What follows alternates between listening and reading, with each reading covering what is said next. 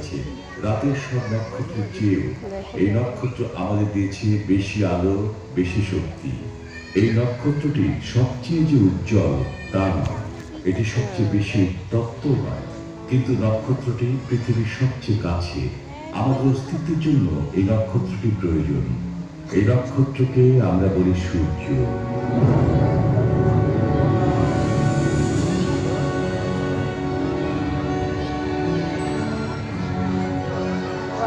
সূর্য এই গ্রহে আমাদের জীবনকে কিভাবে সুন্দর করেছে তা খুব সহজেই দেখা যায়।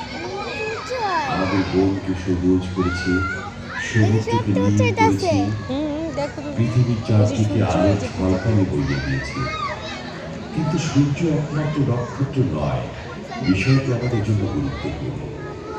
কল্পনা করুন, তাদের ছাড়া আমরা এখানে থাকতেই পারতাম না।